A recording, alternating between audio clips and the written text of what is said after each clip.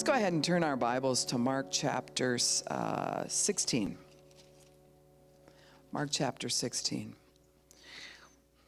So we had a really good service last night. So it was 12:30 when I finally went to bed. Got home around midnight. And it was good, though. It was really good. And for those of you who came out and saw Laura Bunker, just letting the anointing flow through her, you'll confirm the fact that we're going to have her here. I talked to her about having her Friday night freedom and then being out at TBO on Saturday night and then back here on Sunday morning. So we're going to find out when she can do that, because it just was good. Let's just say it that way.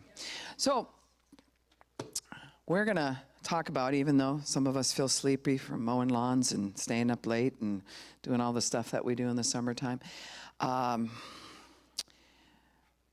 going to talk about demons this morning. So this is the part of the blessing coming on us that causes prosperity, that will cause expansion, that can bring up opposition. Now, opposition is usually something that opposes you, and most of the time it's from the outside. It's some source of the demonic in somebody else. It's something that goes on that way. Strongholds, most of the time, according to Scripture, are something that are in us.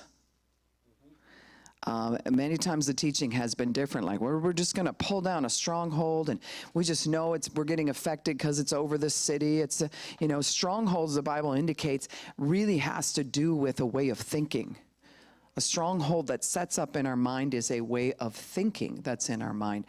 And so then when something in opposition comes, it comes from the outside wanting to touch the inside. They're like, oh, you got a way of thinking. Let me press that button and I'll just get that riled up or whatever it is. So a stronghold is something that builds walls in us. It's something that happens many times over time. It isn't just like you wake up one morning and, oh, you got hit by a stronghold and like, I don't know, I'm wrestling with this stronghold. No, it's something that's passed on generationally many times. It's something that it took time to get you to think a certain way. And a lot of times it's attached to a wound or wounds. How many of you know we get wounded, but there's a lot of wounds that come out of one wound? It's like there's a lot of woundedness, I should say. So there's that. So you got strongholds, and then you have the opposition, that opposing, that factor that it comes up against you. And and last time I talked about this, I believe I talked about it here. Who knows? I preach all over the place, but it's like in basketball. When you come down the court with the ball, you got the ball, right? There's going to be opposition, and the opposition is postured in front of you and will move with you, right? It isn't like it plants and then you just go around it. There you go. It will move with you where you're going. It'll watch your every move. And a good basketball player is a person who almost subconsciously has played enough that you can anticipate just by one foot movement where that person's going to go and your body automatically adjusts in front of them. It's like Systema, what our son has the Warriors Forge. And a biggest part of him teaching martial arts is the anticipation of what that other person's going to do by the look on their eye, expression on their face, by the movement of their foot, or just where their hand goes temporarily.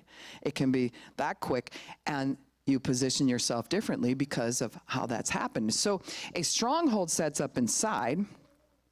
Opposition has been watching you since you were born, watched the generations before you, and wants to keep the stronghold in place.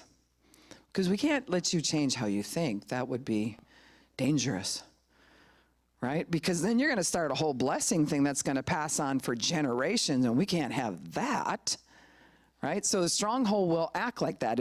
It's a way of thinking. And so then the opposition that takes place is been watching you, and so this is where generational demonic many times plays into place, where it knows you like the back of, your hand, because it's one of those things that it's watched your every move, and it's anticipating, and it's moving. But you have the ball from God, right? So you're coming, right? You're coming down the court, and you're going to own this thing. And if you don't believe you own this thing, how many of you played basketball even just for fun, and somebody who's opposing you knows exactly what they're doing? And they already pegged you, and they already watched like, well, this guy doesn't really know how to play basketball. That's what the devil does. The opposition will be like, yeah, they're not that hot at playing basketball. And so this will be an easy read. This will be an easy block. I can follow them real easy because of an intimidation factor. When it comes to the demonic, there's an intimidation factor that will cause it to want to intimidate you. Like, for instance, my husband was really good at basketball. And Dean, you've played with him. He's pretty good at basketball. But in any case, just, even when you're dating, you're like, oh, let's go play basketball, and you just want to shoot around or whatever like that. He could intimidate just by doing that. He come, he plant in front of you and, or say something like, oh, hey. And all of a sudden you're like, oh, yeah, and you can't even think. You can't think. That's what the devil does. He does that. He'll roar. Yes. Slap around you. Yeah. No, that's right. That did happen. That's a whole nother story. Any case, and when Vern plays basketball, he does get serious. He is as serious, like he's in the zone, right, in his mind. Well, when you go to cast out a demon, you have to be in the zone. When you go to address some opposition, you've got to know there's an assuredness that God wants to have in us, so that even a noise doesn't distract us. Because I tried the reverse thing, right? So then he's got the ball, so I'm like, ah, and I'm doing all these noise, not even intimidated. That acts like I'm not even doing anything. Making loud noises, I'm waving my hand, he doesn't even see me, right? He just keeps moving. Where with me, I'm blinking, I'm doing all kinds of stuff because he's, and he's just making noises, or even just ask, what you doing? Just a question like, what you doing? Then you're like, I don't know what I'm doing, because really, when it comes to basketball, I probably don't really know what I'm doing. But when it comes to dealing with opposition, the more sure you are, the less intimidated you'll be by all the noise, all the manifestations, all the things that will look like you're going to get subtracted from. He's going to steal the ball. There's going to be something. It's one of those assurednesses that's there. One of the things when I was in basketball, I remember first starting to learn how to play. It was one of those things where you would, each personality does something different, right? One personality can just be a person who's very passive, and you barely run down court, and you kind of plant yourself, and you're okay if everyone else has the ball. You're not. For me, I have always been a warrior inside, no matter what. And so my thing is, I just run everywhere. I'm running. I'm gonna block this person, block that person. You gotta be in pretty good shape to do that. But you can wear yourself out doing that too. So there's all kinds of illustrations that can come out of that, and how we handle dealing with the demonic or manifestations of poverty. See, there's different ways.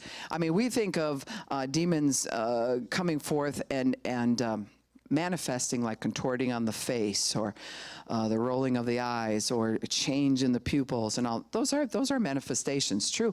But it can manifest in opposition in your checkbook, where you go to do something and suddenly you've messed up your whole log in there. You can't feel like you're thinking straight. There's just a confusion of numbers or whatever, when normally you don't have that. And you think, I must be tired. There's a manifestation of something going on, and it's called poverty. And it wants to speak. And it's opposing you and where you're going. So there's that.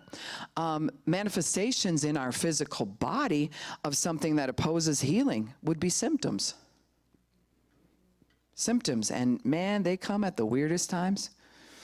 You're going to go do something for God, suddenly symptoms. Whoo! they just show up. And I have learned over time just to tell them to shut up and go do what I'm going to do. Just shut it up. I'm going. And you know what's odd? Most of the time, all the symptoms just leave. Why? They felt they needed to be there at that moment and really let, my body really needed to know, oh, this is what's going on with you right now. And then after the event or after whatever's going on, none of the symptoms are there. Yeah. Yeah, see, that's that part of intimidation. That's that part that's there. So we've had some questions come in. I mean, we know according to Mark chapter 16, verse 17, these signs will accompany those who have believed in my name. They will cast out demons. They'll speak in new tongues. I like how those two are together. You know, just tie that right in there together. They will speak in new tongues. They will pick up serpents, and if they drink any deadly thing, it will not hurt them. They will lay hands on the sick, and the sick will get well. So these signs will follow them. So in some sense, you know, we're driving on roads that somebody already drove on and posted a sign. Right? Signs don't just appear. Somebody had to drive there first and post a sign. And we go, oh, it's 65 here, or oh, here's where I need to yield, or oh, you know, whatever it is. Someone went on before and posted those signs. And then as we drive through that and we participate in it, we're actually participating in what those signs have said. So somebody's got to be that first one to post. Right? In an area, in a family, in whatever the situation is, it's somebody's got to have something. These signs will follow me. I've been here and I posted something. I'm here now and I post something. And I'm here again and I post something. And anyone coming is going to go, I see the signs. I see the signs. Church should have that. Ministries should have that. Individuals should have that where, you know, I'm traveling down the road and, hey, I just saw what Dean posted. Yeah, I want to be a part of that. And the opposition then, though, will say, I want to post something before you get there. I want to claim this land before you get there. So on some roads that we travel on, we're taking the road back because there was something posted there, and it was the demonic. And we get to be those construction workers that go, actually, God put me on this road, and we're taking these signs down and putting up some new signs. Because the sign of the demonic is poverty. The sign of the demonic is wretched thinking, vexing, tormenting when it comes to sleep, tormenting, divination. I mean, all these things are signs where we go, whoa, that's demonic. And the church has learned to pull away from that and just go, I ain't traveling on that road. When actually that road belongs to the Lord. And we just got called to construction today, put our little construction hats on. Get out the signs, and we're going to go post. Amen. We're taking back land, yes. Right? And then these signs will follow those who believe. So you can't even plant a sign unless you're believing on Jesus, right? And if you're believing on the works he did, if you're believing, and you're believing that he's going to empower you and give you the sign to do that, because you can't produce a sign on your own. You just got to show up and drive down that road. And when he says, get out, I want you to plant this here, he empowers you to do so. And you leave and you go, wow, that was good, God. That was a good sign. That was so clear. I mean, people are going to see that for miles as they're driving. And I like the blinking signs with lights. Those are the kinds I like because you can see a long ways away. And there's a comfortability of driving on a road that's well posted. Your subconscious goes, I don't have to think about it. I just look up and there's a sign tells me what to do, and there I go. Yeah. All you have to do is be dropped off in a jungle area where there is a road, sorta, and nothing says nothing about nothing, right? And then you're trying to find your way, and you are trying to remember how to get out and how to go in. It's a scary feeling. So we like well-posted areas in the Spirit. We just do. And it's our job to drive on those roads that that have already been posted for the devil. So that can be in a region, that can be in a missionary area, that can come down to your own family and your own life, that you are looking to post those different things. So what ends up happening is when the word is preached, That's basically what comes place, right? You show up on the road, whether it is within yourself, you're preaching the word to yourself and or to another person. You're showing up in an area that's already been posted by something else. And how do you get the post to happen but to start preaching the word? You speak the word to it. See, you're all preachers. The way religion thinks that you hire a preacher, you're all preachers. This is the pie hole that brings the word out. This is the faith area that speaks it forth. Faith is nigh thee, even in thy mouth. So what you say, you shall have. And so we're all preachers. We speak and we preach the gospel to every creature, it says. Every part of creation. You ever preach the gospel to your dog? I'm just saying. I know my husband does. I'm convinced our older boxer dog would have been gone a long time ago, but he preaches the gospel to him. This is what's going to happen for you. And he'll pet him and he'll say, you're whole. A long life you're going to get because you're part of our family and we carry the blessing.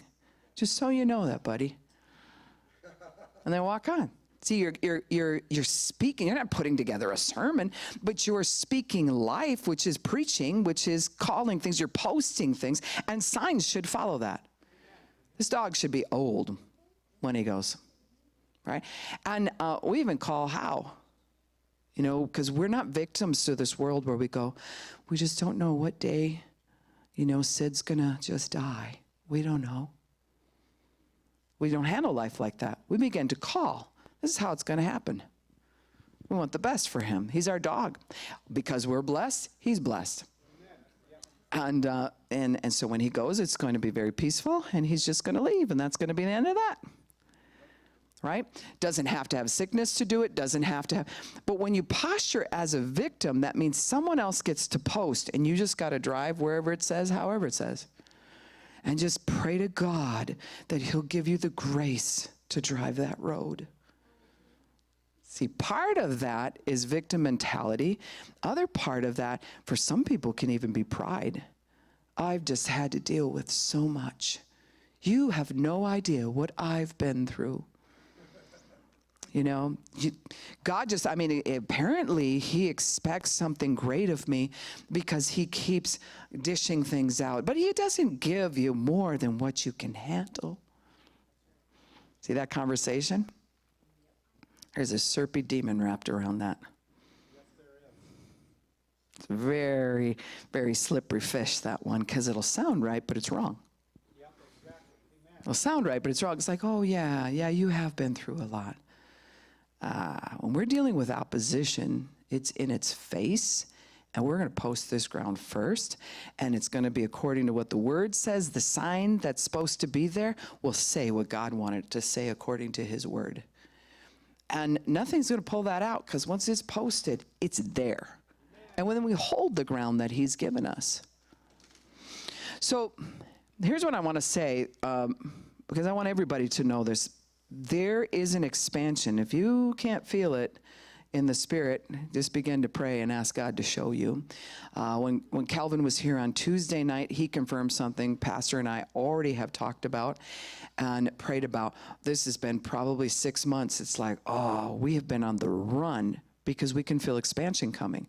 So if you go by sight, you'll look and you'll go, there's a halfway decent crowd here this morning, even though it's before the 4th and people are traveling. No, but it still isn't that expansion thing we've been feeling. If you go by sight, but we don't go by sight. We go by right here. It's like, we best get ready. Now in that, part of what was prophesied Tuesday night is exactly what's already been going on at the bridge and here and places, that there will be more and more casting out of demons. But what I want to warn everybody of is we can end up like the disciples, where we're just going off half-cocked trying to find, we're demon hunters.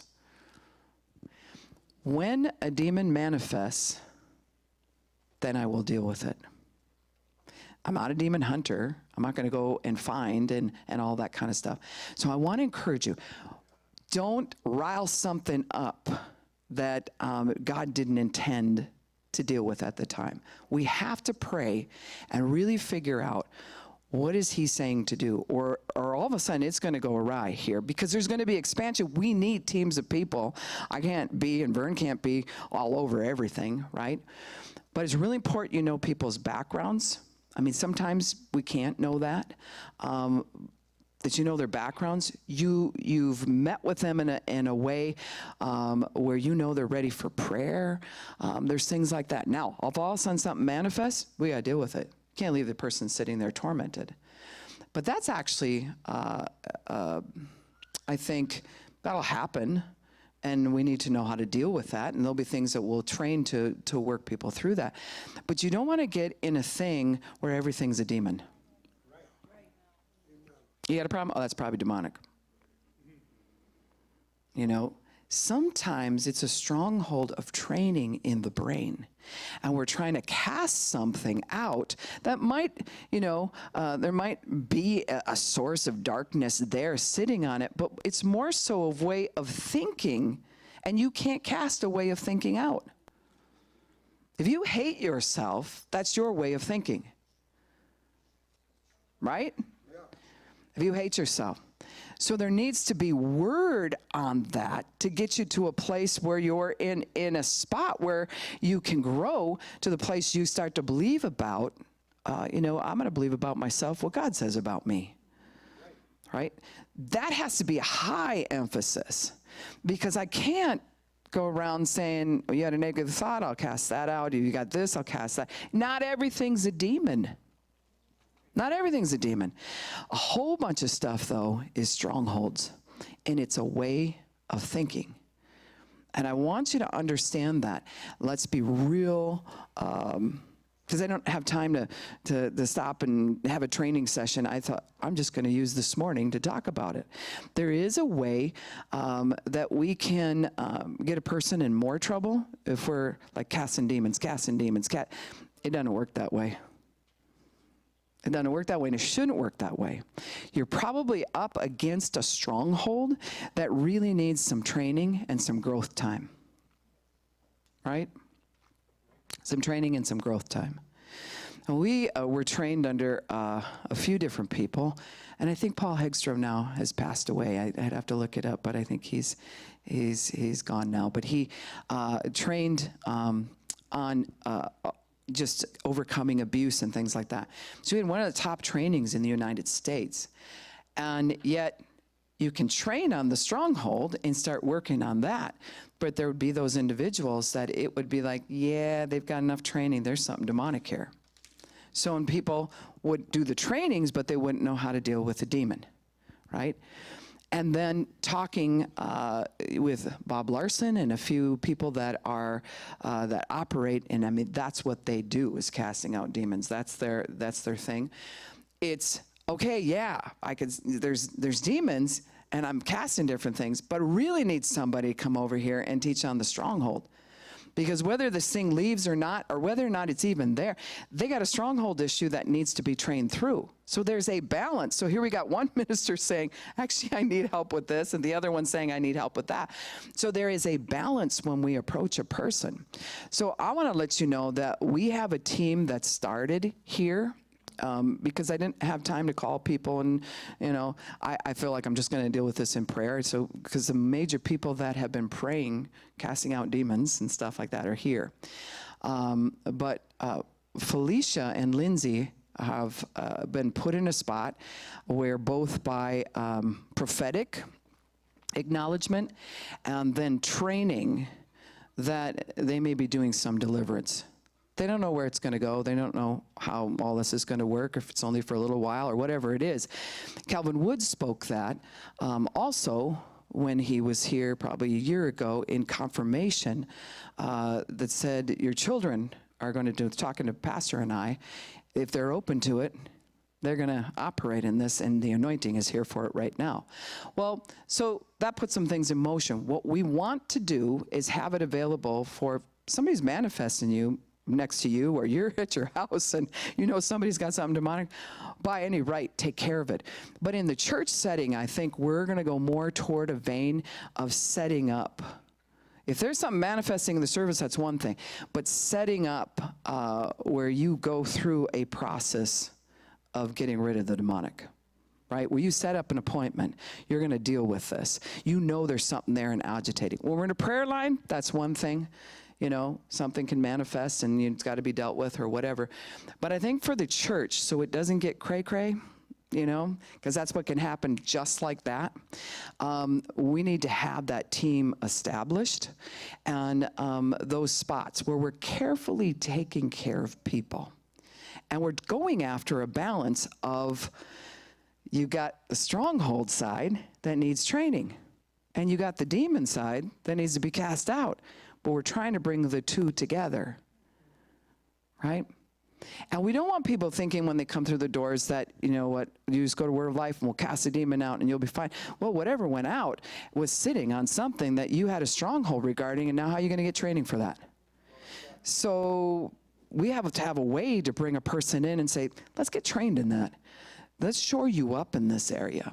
And before we go any farther with any other deliverance, let's deal with that subject. Now, I went through a lot of deliverance. I'm talking, I know what puking something out is. I will tell you that in the 80s when I first got saved, I mean, there was revival going on, right? And so demons were jumping ship from everything and every source you could think of. But I was that person who walked into an office with two people learning, and they were getting ready to pray, and they're like, all right, let's do this. You know, we had some training on it, whatever. And all I remember is I went in and I woke up on the floor. The copier in the office was there. All the books were off the shelf. My hair was jacked. I mean, it was just like, I felt like I was foaming at the mouth almost, you know. I was that person. So I know the demonic. I'm very sensitive to that. At the same token, we learned as we went along is you got some ways of thinking that have to change. And I can't cast that out of you.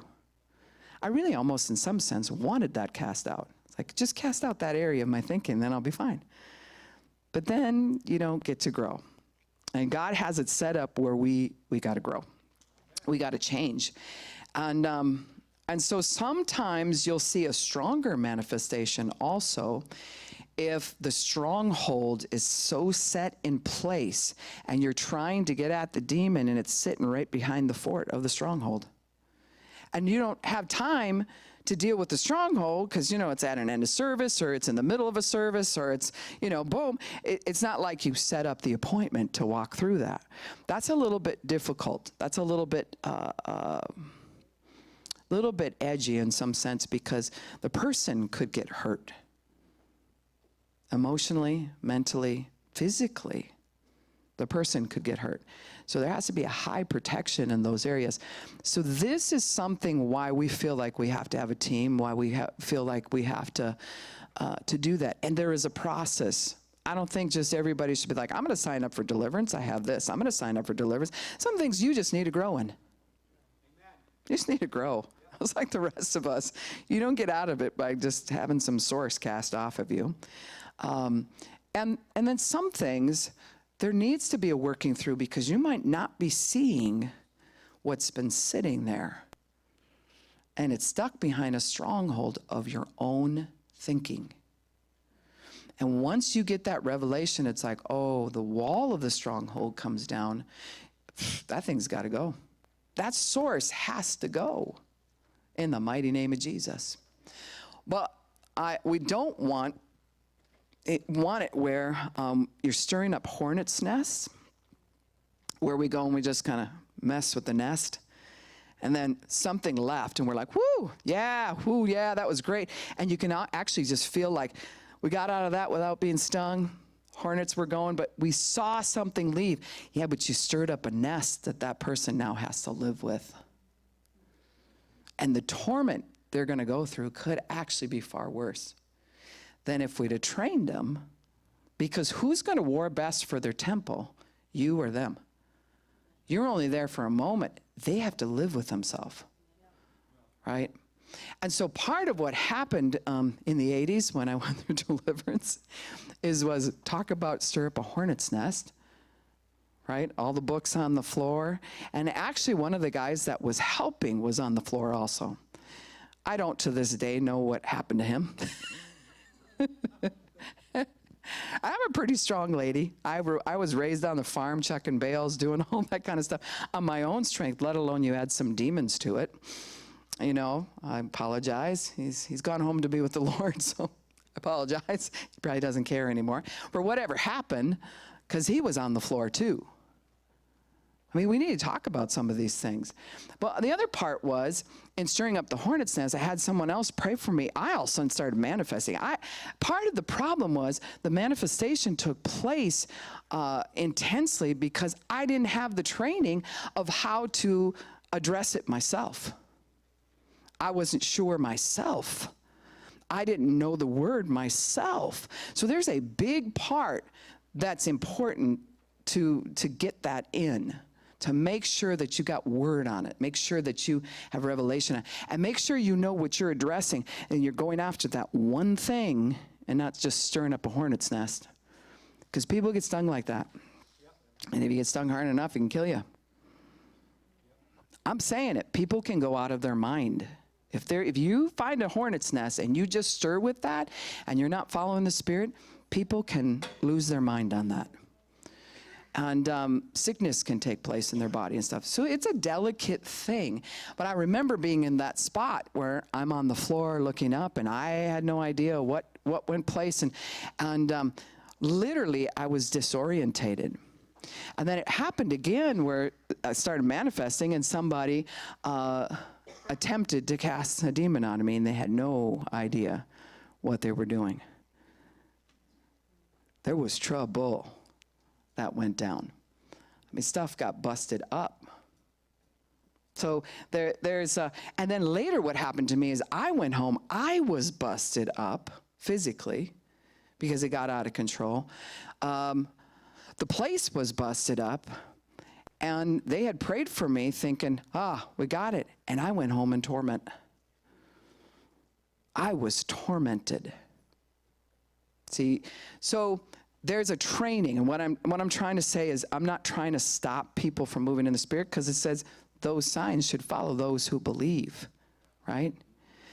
But we believe on what he said, and we believe in the love and care for people, and so there's a way to go about it. Now, we don't want to be, like I said, demon hunters, known as the church that's the demon hunter, or if you're untrained in dealing with mental illness, you could be opening a hornet's nest for sure. That can sting you, and that can really be tormenting to the people, because mental illness is a whole different cat. They could really physically have an issue in their brain. It's just physiological, and you're pushing buttons on that, and it will manifest like a demon when it's not even. And suddenly they'll spiral down and end up in the hospital and things like that. So it's a big deal. So this is what I'm saying. I'm not saying to be afraid of it. What I'm saying is let's get in alignment and agreement together, so something doesn't go awry. And if there's somebody that's talking to you and you're like, it sounds like you got something or whatever, I can pray with you.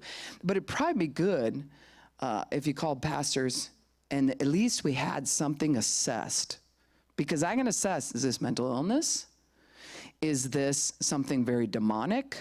Is it a stronghold in them that they got to work on something? Is it all of the above? Right? And then they may need to go to a team where it's broke down in smaller increments.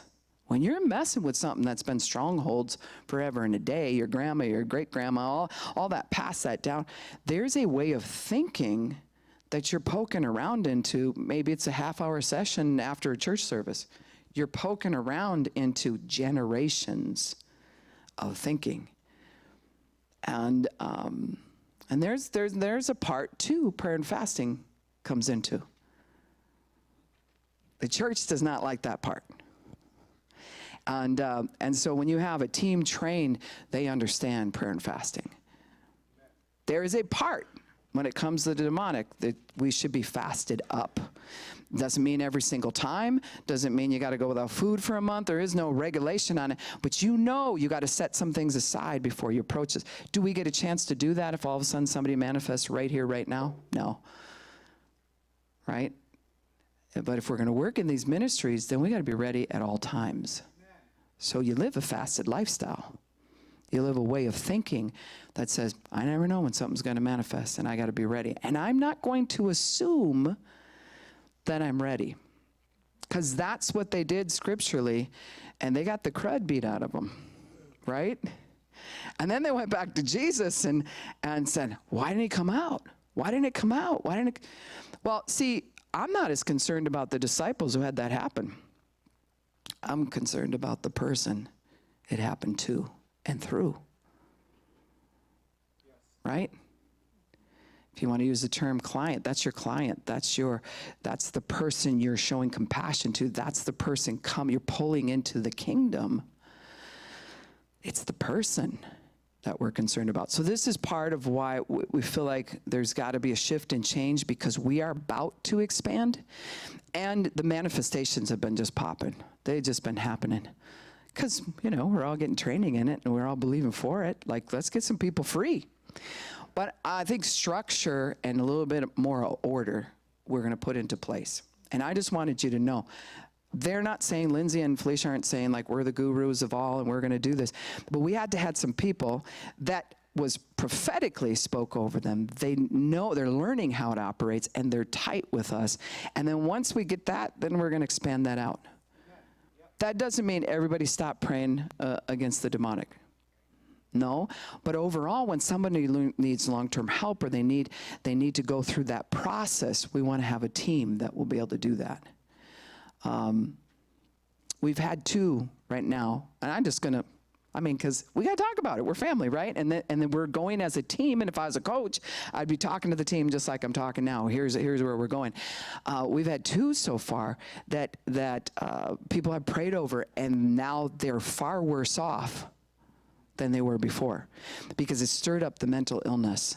It stirred up that side that now they can't figure out, is it my brain? Is it this? Is it that? So see, it's delicate. And for the love of people, we're going to all grow in this. We're going to all, now we like the movie style, where you just go and be gone in the name of Jesus. You go to the next person, be gone, and see, we're just casting out demons all night. Well, that's nice on TV.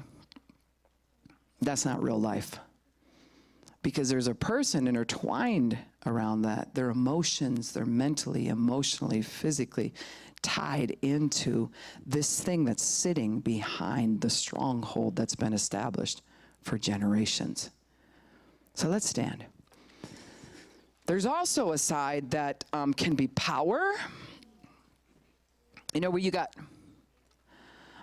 your personality tends toward more like if I was going to do something, fight, flight, or fight, I would be fight. Right? Some of you, when you come up against opposition, you go passive right away. I would be fight. Doesn't make it right. But it's automatic, comes up in me like, you know what? And so we have to be careful, because however you're trained, you can go fight, flight, or fight on this, and all of a sudden be like, I'm after that demon, and forget about the person.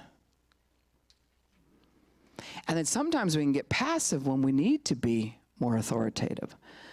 So if you're wanting to operate with these signs following, first thing we do is we believe that they can, right? But then there's always training.